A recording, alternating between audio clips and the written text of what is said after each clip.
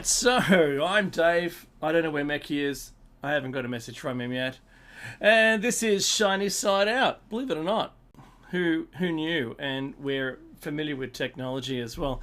Broadcasting from Australia for Revolution Radio on Revolution.radio. That's the home of fresh ideas. Buy some merchandise or donate if you like anything we say. You can do that either to both to the station and to us, optionally. Join us in the chat room and talk to us while we are on air. This is show number 691. 691. If Meki were here, I don't know where he is. Fingers crossed he's okay. He would say 190 and 600 is what he would say. That's what he would say. He's not here, sadly, yet. Tune in to us online on your smart device directly via an app, or listen at home on a Gray's Tabletop digital radio. That's called puking. Don't do it on air. If you missed Larissa's show with Tessa B. Dick, she was the guest tonight. Fifth wife of Philip K. Dick, talking about her books. Get on Amazon and buy one or two of them. Some of the free. Do enjoy her work. I listened to most of the show today. It was great. So I don't want to sound like Trump, but it was great. Hey, there's Meki. Who knew? He's there and I can hear him. Yep. So clicking away there, Meki, I can hear you. You can access the station's archives for free. We need to change your audio. We are broadcasting from Australia. You know that in the old Triple M days, that would cause one of the managers to come running down the hallway to view into the fishbowl that we broadcast from with complete horror, because he's even positioning the microphone so you can... What? Hey, I can't hear. So I'm broadcasting out of Dark and Jung. Meki, where are you? It looks like Daruk. Daruk. Yeah, that's true. And all of the other parts of that story that we always read every single week. Now, Meki, welcome to Shiny Side Out. I know we have a calendar and everything. Let me see if I can... While you tell me how your week has been so far, or this lovely weekend, cold as it is, I'll see if I can get the video going. Okay. Yeah, no, everything is good here. Oh, now what happened to your audio? It was really weird, because touching the microphone, it sounded fantastic, and as soon as you started talking, it's like you were 1,000 kilometers away. How about this? That's better. Is this better? That is better. Seems to every time I restart my machine, you've got an option for the input and output volume for your stuff, right? That's right. Both for the microphone. Anyway, so my input volume was maxed out. I've gone now to 3/4. Is this okay? It is. I guess it's okay. So we'll leave it at... Okay, that's fine. So I'll leave it at 3/4. Hopefully it'll stay there once I close this dialog box. Yeah. But I mean, look, it is cold, it's freezing. You're still clipping at the top of your... I'm clipping? Yeah, still. I'm sure there is a magic space. Not a problem. I can reduce it just... we'll find the magic. Oh, it sounds great. We used to have the magic. All the magic. Now look, I'll keep playing with it, and if it comes up again, we'll see. But yeah, look, things are okay. Actually, I was in the city. I took my daughter shopping because my other daughter's birthday is this Thursday. And when I was there was a huge protest in the CBD in aid of the Palestinians in Gaza, obviously. Oh, yeah, I remember those people. I put it here. Yeah, but so I asked the attendant at the parking station if it was every weekend. He goes, no, it just kicked off again. So it seems in Sydney it kicked off again, and it's quite interesting. A lot of anti genocide, antifada, ethnic cleansing, anti-occupation. And not in my name, so clearly there were some Jewish people marching as well. It was very interesting. The Socialist Collective or whatever for the liberation of Palestine was there. Everybody was there. So this sound volume should be okay because I'm now just at 60% of input volume. Does that sound okay? I'm not topping out, right? Not okay, at the moment. I'll leave it like that. Look, it's all very interesting. Look, everybody as well. We are for the first time on a Sunday. We are on Discord.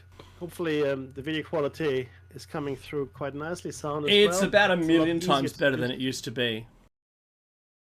just a million, eh? There's a conservative estimate here. I'll give or take one or two. Yeah, no, fair. But it looks yeah, it looks good. Change. No, it's all good. Video settings. You should be able to see me. So here we are, Discording, as it were, which is great. The studio is moving to this as a standard, I think, which makes it a lot easier as well to use for us. But having said that, there's a lot of stuff going on, as you probably know, in the world. And for the first time, I guess, we had some really significant protests in LA against ICE, and Hexet said he's looking to deploy Marines. That's active duty, proper military, not National Guard. Now, the Posse Comitatus would normally put a stop to that. So I'm gonna see what that looks like. That'd be really interesting because the clashes are fairly significant in LA. This is in the Paramount, the suburb of Paramount. It's extremely dangerous for anyone to be anywhere near it. To be honest with you. Yeah. Yeah. The protesters are horrendously violent. And they were throwing huge rocks and bricks and stuff at the federal agents that were trying to protect it. Like, just nuts. Which is odd. Look, I'm glad there hasn't been gunfire, but in America I would have thought, that people go to guns before they go to rocks. But I'm glad that they're going to rocks first. But certainly it's now coming to a head, the entire ICE action. They also had to bring back the gentleman that that was wrongfully deported, and that they brought back so he can stand trial for human trafficking charges. This is Abrego Garcia. I'm probably butchering his name. Kilmar Abrego Garcia. Was he? Is he guilty of it? Well, we don't know. I don't know.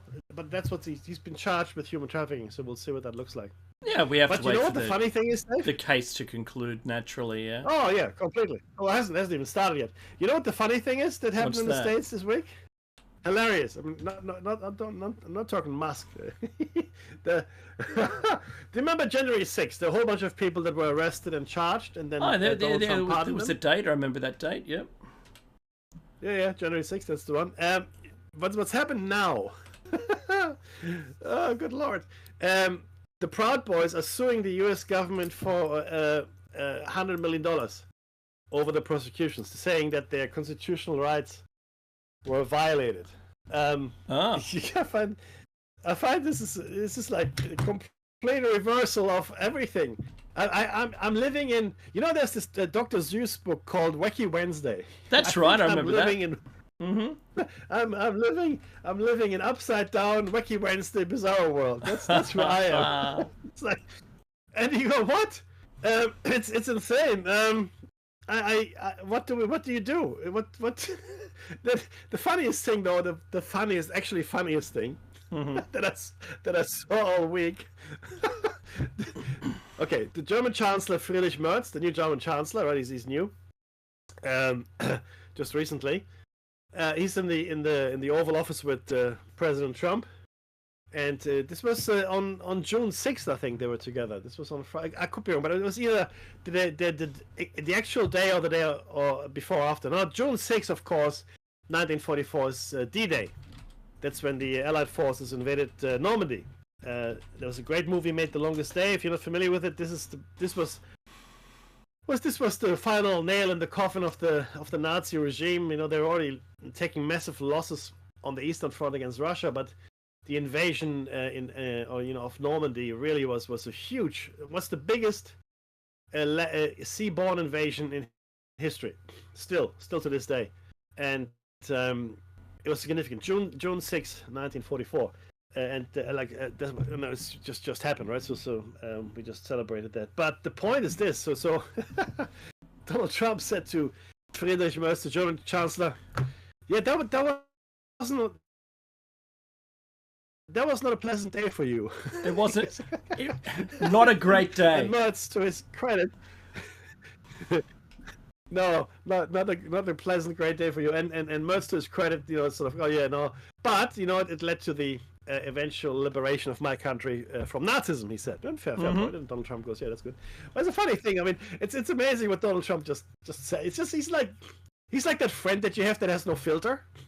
This always your friend Bob. Right? Yeah, blurty McBlurt. Blurty McBlurt face. He says whatever.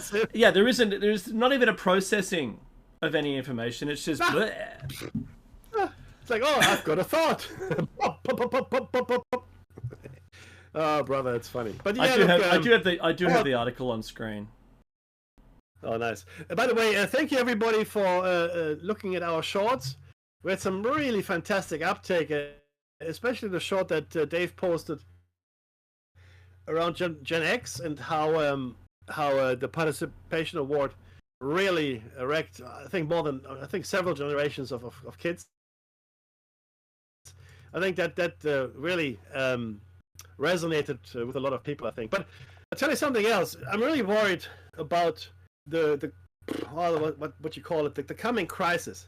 So Dave and I, as you all know, are Gen Xers, 60s, 70s, and grew up in the 60s and 70s and, the 80s to a lesser extent. And we are a generation that pretty much looked after ourselves. I don't know why. I mean, in Germany, parents are pretty much off as well. They're not helicopter parents in Germany. In Germany, you can just go out and do what you want. I'm sure Dave had similar experience growing up as a Gen Xer. And we just, we went out. There was rusty equipment. There was just nature. I was out all day. I was like 6, 7 years old, and I was out all day with my buddies. I mean, I was lucky there wasn't much traffic then. It was quite child friendly, the environment, if you will, right? Unless you fall down and break something like I did. But it was quite good, and we were self-sufficient. I rode my bike everywhere, literally. There was no stopping me, and no helmets, seat belts. I think I don't remember wearing a seatbelt as a child very much. If I lost something, then I would lose in school, a race. Oh, well, you lost. You didn't win. I was here though. Yeah, nothing for you. You didn't win. Goodbye, bye. Okay, so it was a preparation for life, the way we were brought up. Yeah. I come home for lunch and come home for dinner. My parents, or my mom, I should say, and my grandparents would cook. We hardly ever ate out. I mean, really hardly ever. There was no fast food. I remember I think I was 14 when the first McDonald's opened, and that was like two towns over. So I had to ride my bike for half an hour to get a burger. Seriously, it was quite a thing. Yeah.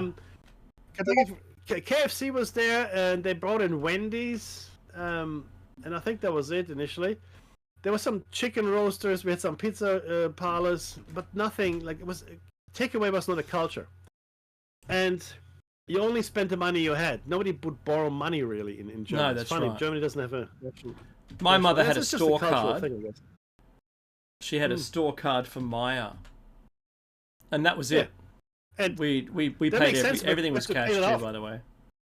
Yeah, and my dad had a diners club because he was a businessman, but there was a charge card.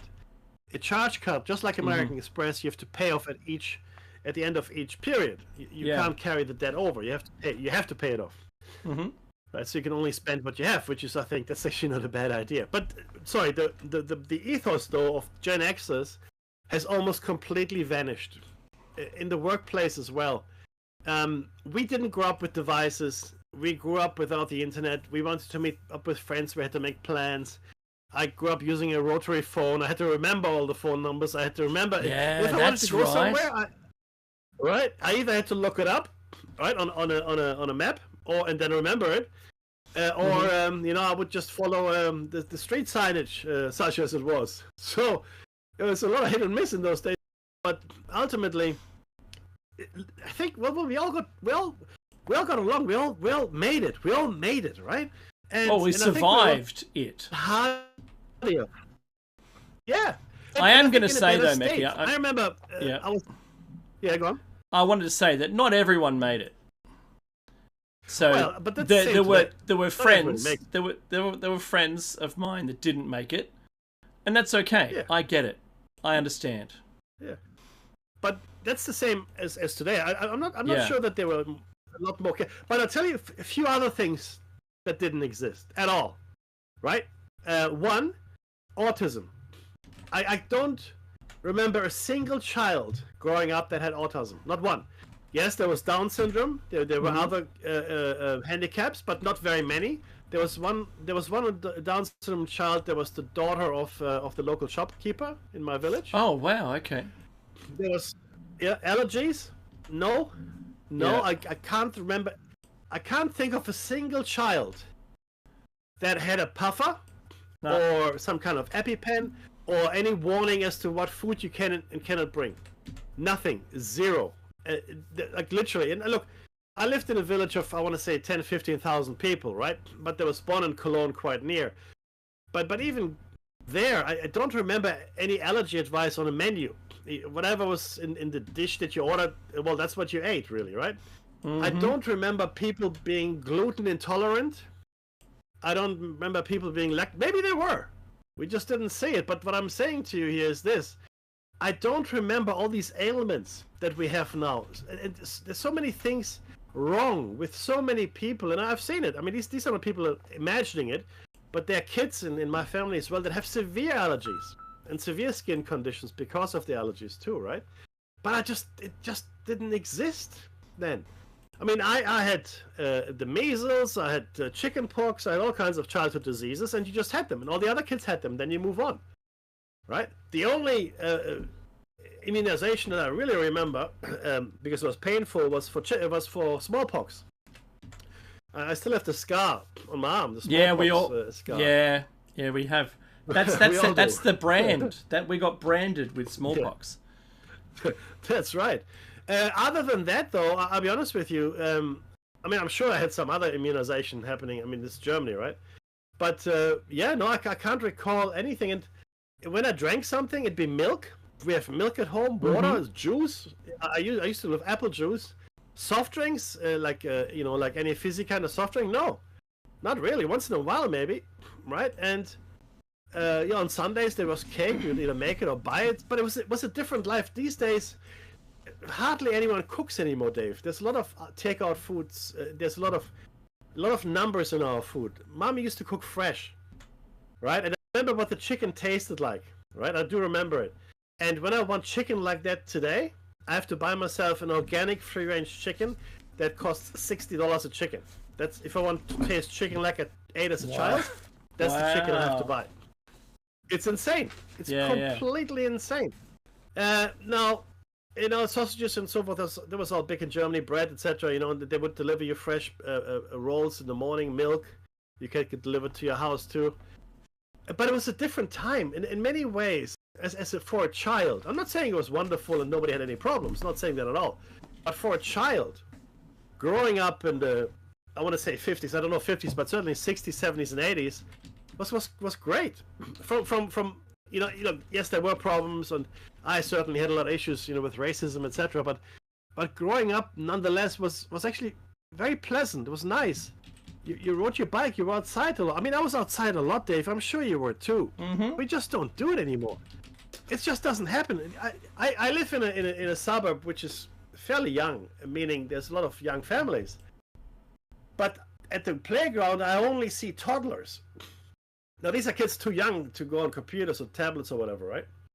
So, but older kids, hardly any. Hardly any. We were in the street. Surely you were as well, Dave, playing whatever. But in the street, in summer, I mean, in Europe, the sun doesn't go down until very late in summer. 11 o'clock, you can still see outside and read the newspaper. So the days are very, very long.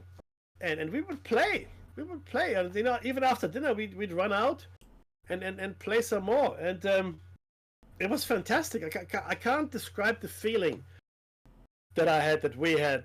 There was no electronic soup. No one had any mobile phones. I had my first computer, C64. I was probably 16, I want to say.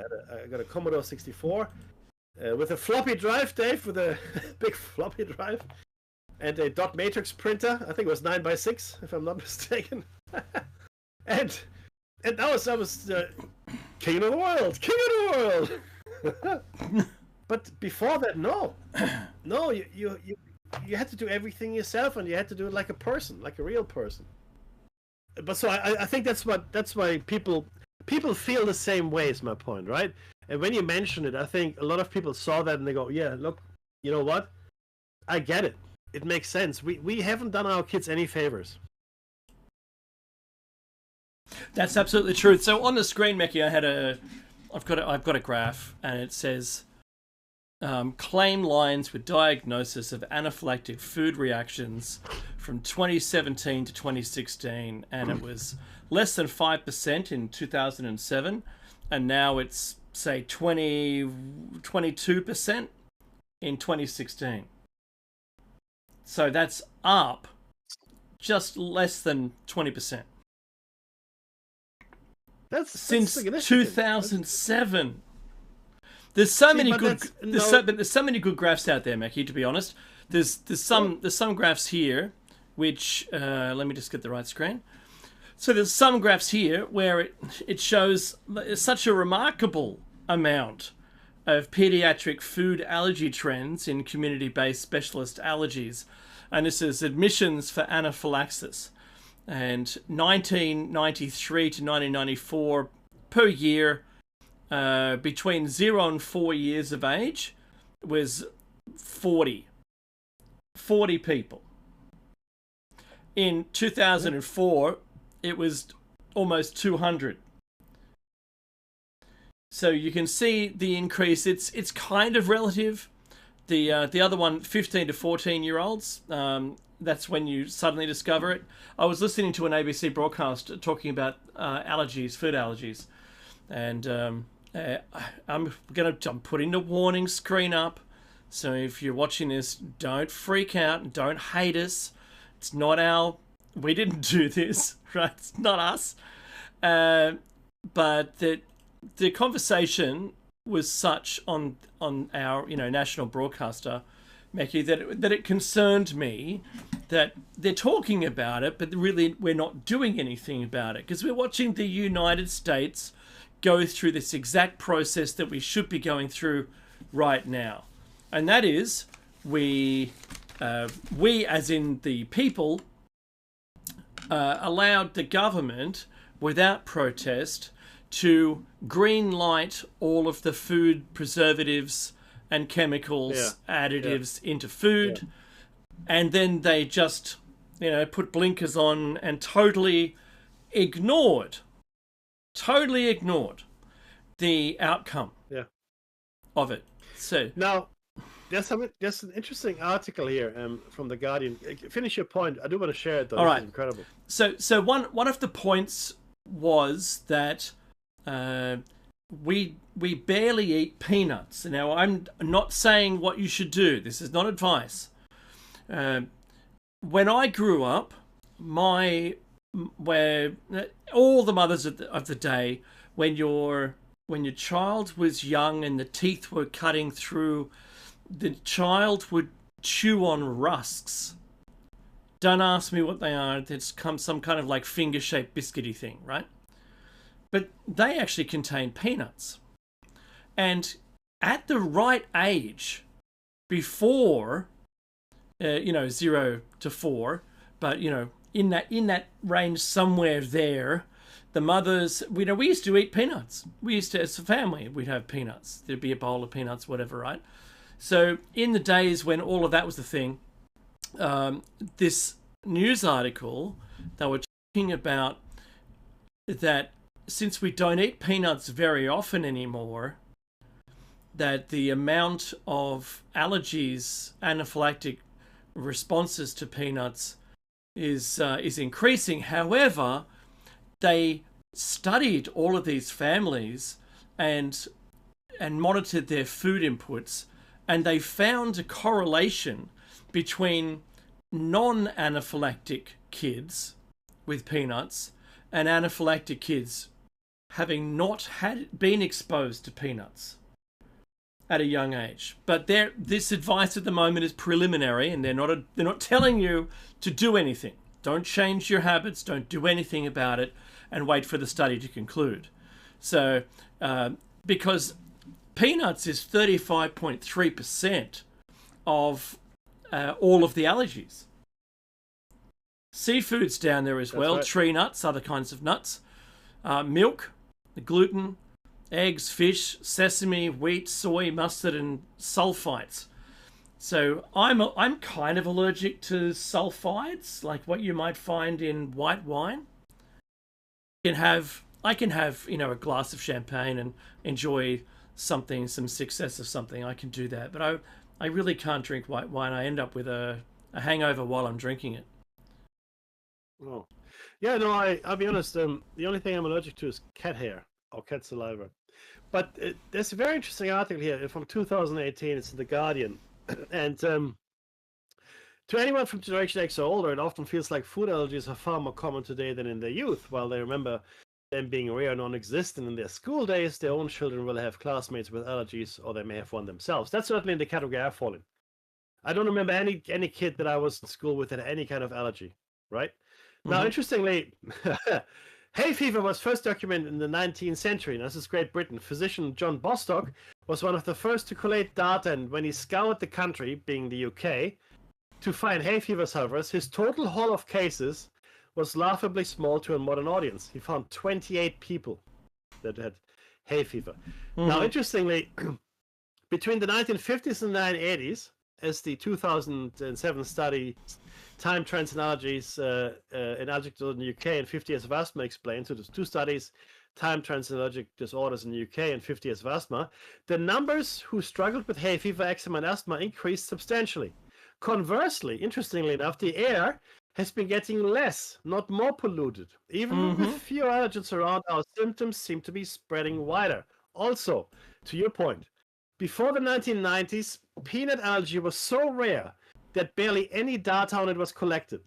In a 2015 article in the Journal of Allergy and Clinical Immunology, Paul J. Turner noted that even though admissions to hospital for anaphylaxis increased between 1992 and 2012 by 615%, 615%, the incidence of fatal anaphylaxis did not. Turner and his colleagues believed that increasing awareness of the diagnosis, shifting patterns of behavior in patients and healthcare providers might be contributing factors. Even though peanut allergy is much more common, its associated fatalities, luckily, have not increased. Now, Professor Katie Allen of the Murdoch Children's Research Institute in Melbourne, Australia, who is 10 years into health nuts, a study tracking food allergies in 5,300 Australian children, explains that she was astounded by its first results. When the trial began, they were expecting to find about 1 in 20 of their 1-year-old subjects testing positive for nut allergy, but they found double that. Double. 2 in 20. Allen explains the food allergy epidemic has happened after the asthma hay fever epidemic. We call it the second epidemic of allergic disease. Now, interestingly enough, genetic studies are well on their way to unraveling the relationship between our DNA and allergies. Large studies of, for example, 50,000 eczema sufferers and 60,000 of those with hay fever are beginning to show that it could be as few as 20 or 40 of our 20,000 genes that form the genetic architecture of allergy. The point here is something is going on that has increased our allergy, susceptibility significantly. I mean, 615%. That's insane. And again, it's not just that. It's not just the peanut allergies, right? It is allergies to, well, anything. I mean, gluten. I've got that up on the screen right now, Mickey. So there is anyone ever in a study done. Eric Pepper has a publication on this. It's a correlation between increase in celiac disease, gluten intolerance, and increase in its use. And there is a 1-to-1 correlation between the glyphosate on wheat by using that as the weed killer in around the wheat and the celiac incidences.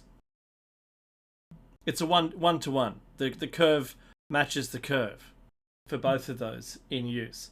So it's something we should really be looking at, where there should be no big pile of money being, I'm making this up, it's a Simpsons gag.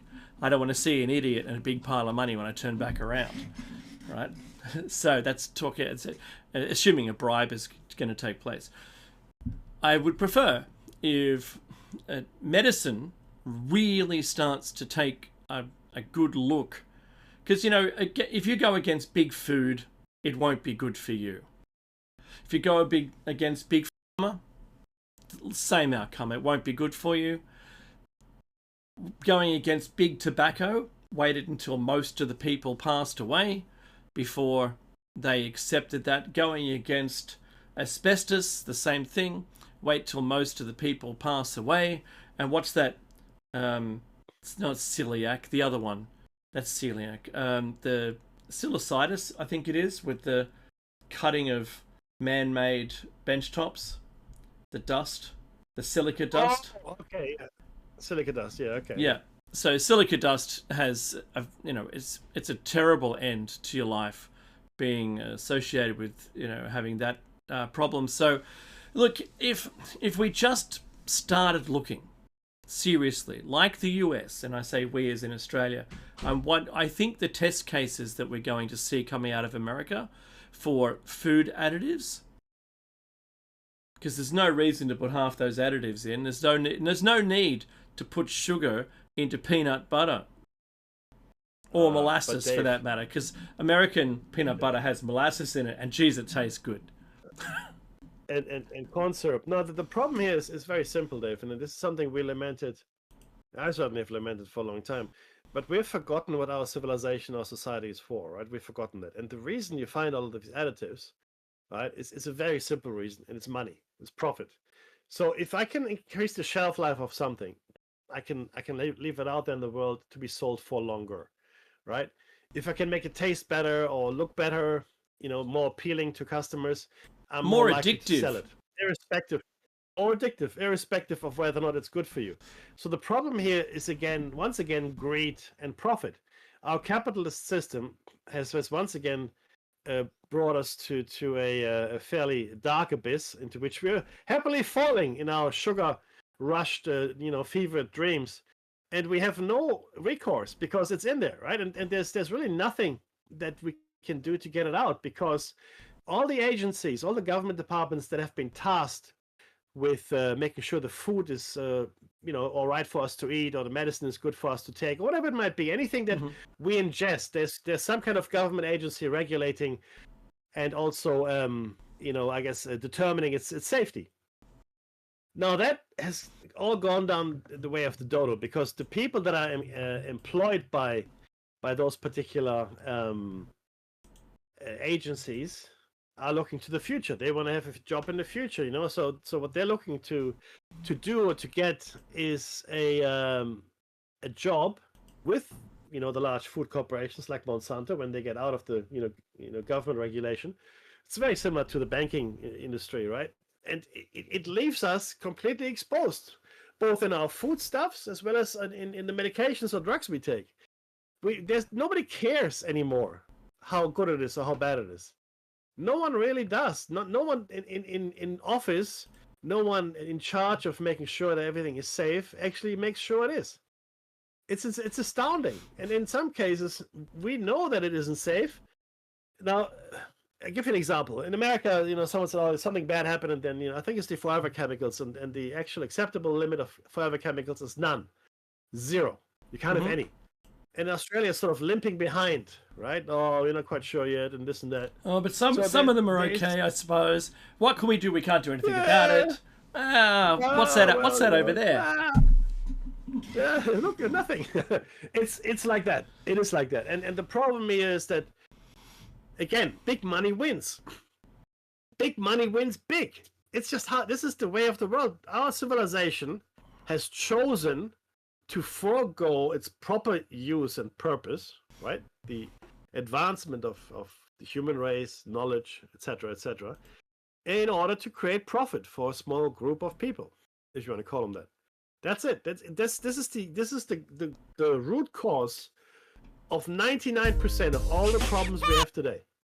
It's this greedy little group of parasites that has somehow wrestled control of everything from everybody else and is doing its darndest to make sure that the control is not taken back. Okay? That's what's happening.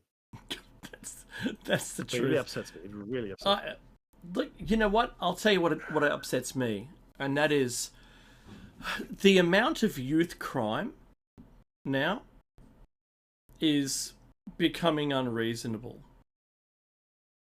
Now, I'm not going to talk about the origin of those persons, the children, because they're not adults. They're under 16.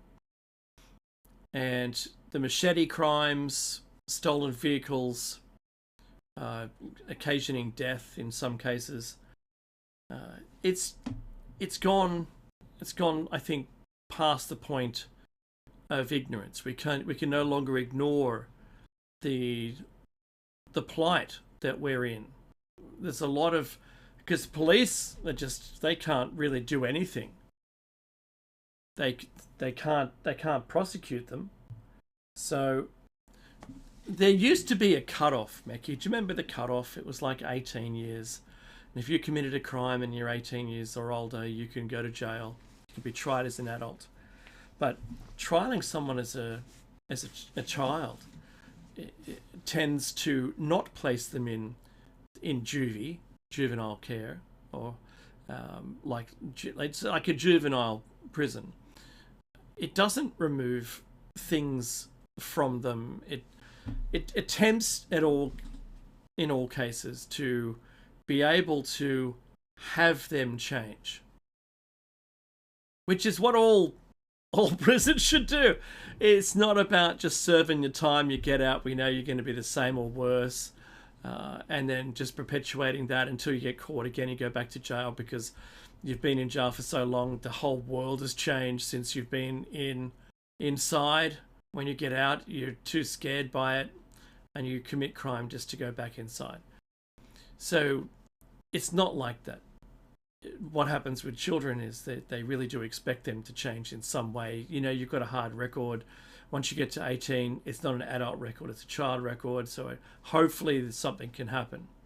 But this is the problem. There's a news story here that came out today, and it says, despite what some experts say, this is from news.com.au, Australia's crisis of baby-faced criminals committing violent offences isn't overblown. It's a very strong piece that they've written about it, and it does bring to light what their biggest fear is. So if you've got a bunch of 14-year-olds that steal cars in a group of people, in the car, and they're not obeying any of the road rules, they don't even have a license for that matter, and they're not, wearing seat belts, and they collide with someone else or kill one of their own or whatever. Not only is it malicious damage because they've stolen something, they had to break and enter to get the keys, then they've grand theft auto if you're in the US, and they've stolen, recklessly driven, endangering other people's lives. All these, there's a cascade of offences that they've made, and at no point did they choose, we'll just stop the car now and we'll burn it and we'll get out and we'll walk away.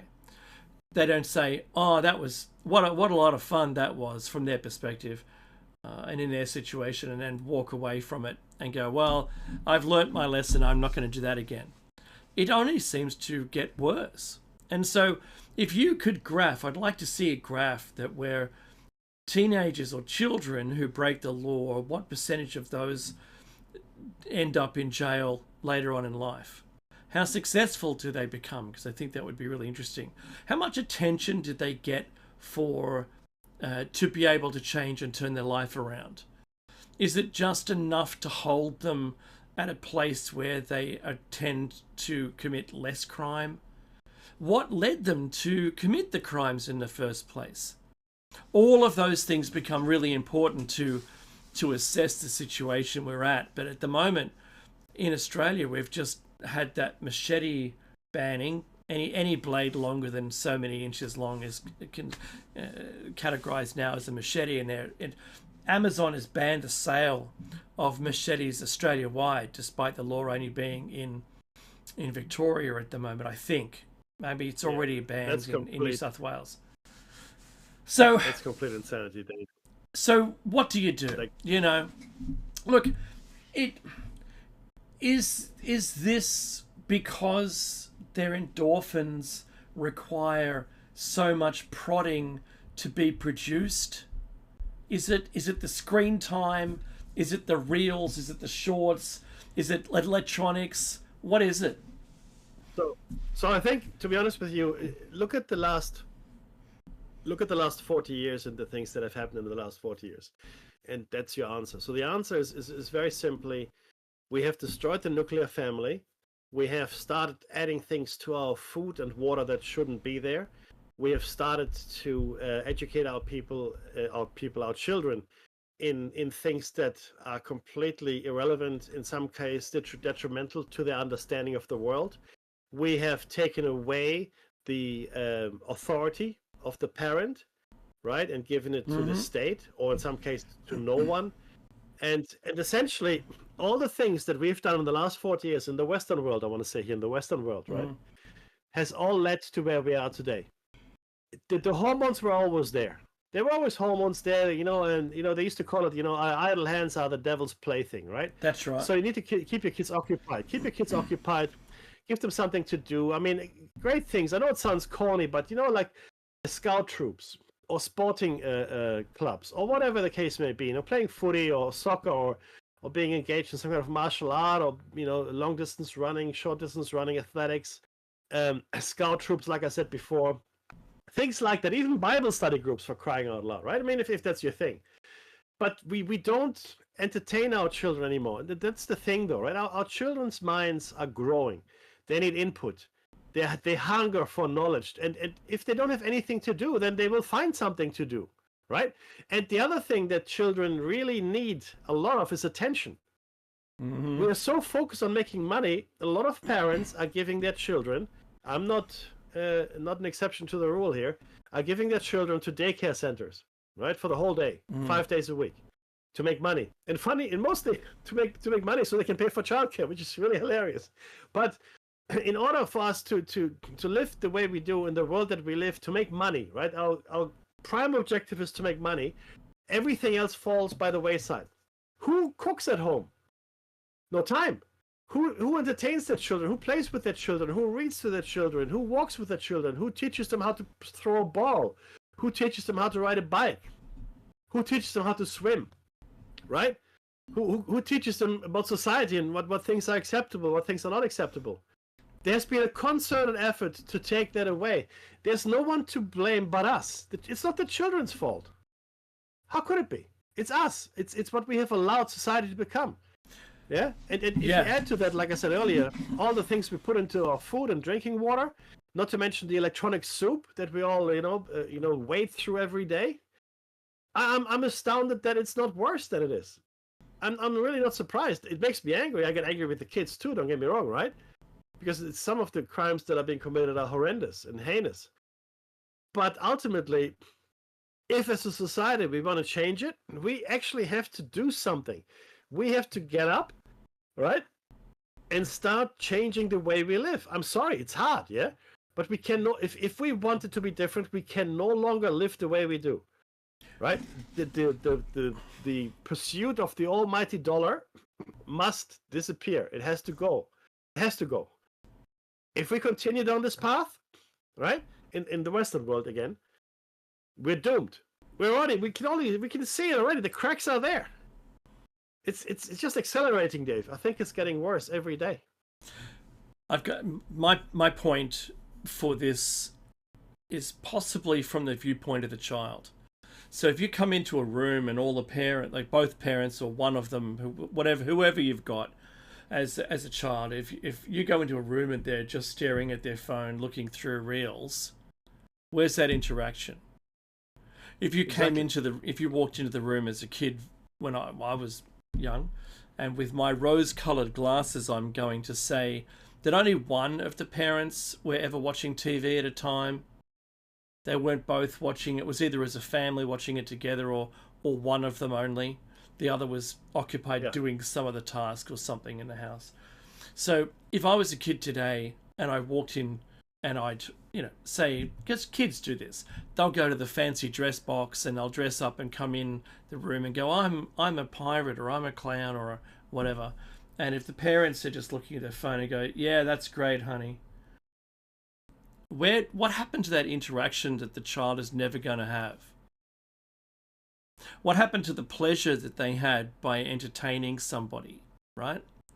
Or, because from a child's perspective, it's their world, then you're on the periphery of that world. You enter into it by interacting with them, but that's their bubble of a world. And it's so sad when you'd see, I'm not calling anyone out on this, but I can imagine this happens, that scenario I just provided happens, or it's, didn't I tell, still on the phone, didn't I tell you to clean your room? And they don't even catch eye contact with the child. So look, isn't it yours, the child?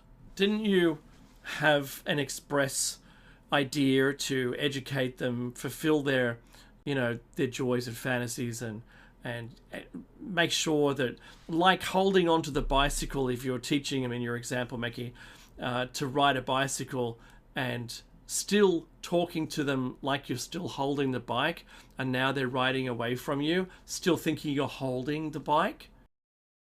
And then you go, you're doing great, honey. And they go, I'm doing it, right? However that, I just kind of made you picture that. From their perspective, there's the trust, the warmth, the love that you're helping them with something. And then when they have that realization that they are doing it on their own, that's a beautiful experience. 100%. Would you want to deprive yourself of having that experience with your child? No. Do you want to deprive them of having that as a hardcore memory that they can recall back for joy? And I don't know where we're going with what we've done and how we've decided this is the new world. We just park our children at someone to educate them and teach them things, and they come home, and are they going to be any more human? No, they'll be more robotic. They'll have less core memories that are of good times. And it's really sad. I know, I read to my kids. In fact, I turned the book upside down, and because I can read upside down. And I would get them to choose the voice for the characters, and I can do lots of different voices. So I would do that, and it became an annoyance to my wife, because when I left the room when the book was read, they were even more awake than when she sent them to bed. So I got in trouble for it, but they've got a core memory. Yeah, if exactly. Inside Out taught us anything, it is about the strength of the core memories that keep yourself